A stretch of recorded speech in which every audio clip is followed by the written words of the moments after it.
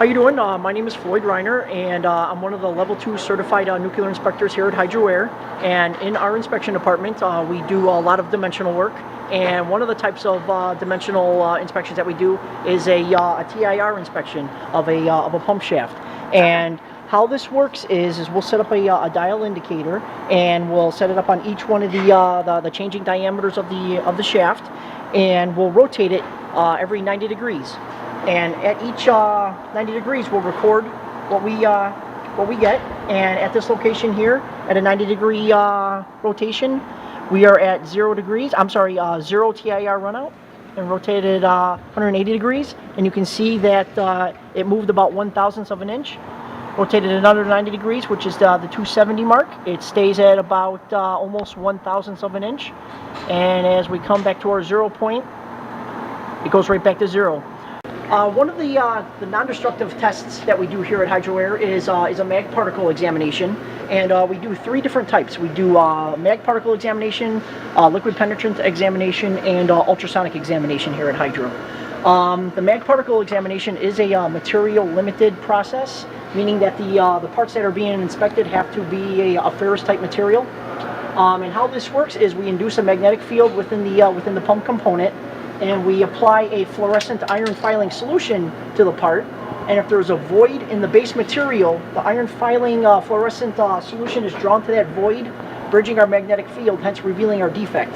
So if you want to get in a little close, sure. I've already went through the application of energizing the part, and if you guys see, there's a nice hefty defect right here on the front shroud of the impeller.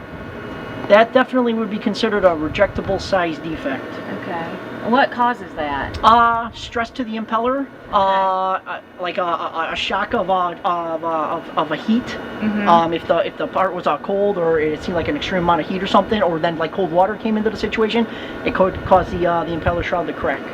One of the second type of non-destructive tests that we do here at Hydro Air is a liquid penetrant visible red dye examination. This is also a surface examination, and how this works is we'll apply a red visible dye to the part, and per our procedures, we'll let it sit on for a minimum of 25 minutes. We'll remove any excess penetrant, wipe it clean, and then apply a non-aqueous developer. And how this works is, obviously it's an aerosol can, but we would spray it on the part, and it would dry to a white powder. And as you can see, as the part is developing, you can start to see the red outline of our defect here. And like I said, how this works is the penetrant's drawn into the void within the base material through capillary action, and after we apply the developer draws the penetrant out of the void, hence revealing our defect. How big or small does a defect have to be for it to be considered troublesome? It depends. For a rejectable size defect, it really depends on the thickness of the material per our acceptance criteria. Okay. Usually, typically, anything under 2 inches of a material thickness, a 1/16th of an inch indication is acceptable. Anything over 1/16th is rejectable. And then as you get larger in material thickness, then 1/8 of an inch would be considered a rejectable size defect. Or, I'm sorry, excuse me, acceptable, and then a rejectable size defect, anything over 1/8 of an inch. And does every part that comes through here go through this process? Yes. Okay. This is a standard practice. What we saw earlier with the mag particle examination, all of our pump impellers go through a mag particle examination or liquid penetrant examination, depending on the material. Also, too, all the pump shafts go through a mag particle examination or a liquid penetrant examination as well. All the larger casings and channel rings and stuff like that, they go through a liquid penetrant examination as well too. So this is a standard practice for all incoming inspections at Hydro. Okay.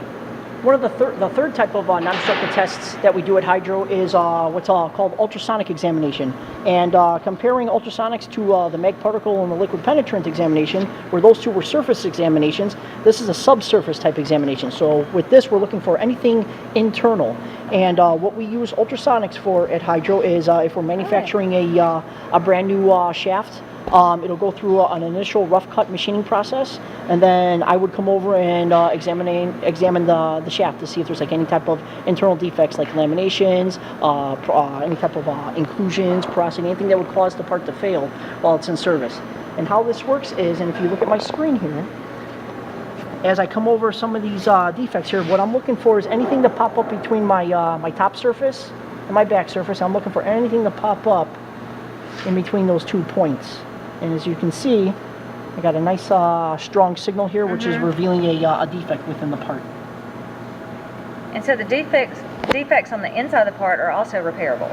No, they're Oh, not. they're not. No. So if you have one on the inside, Exactly. that part is rejected? Yes. Okay. Within a certain limit of amplitude of the signal, of course. Okay. So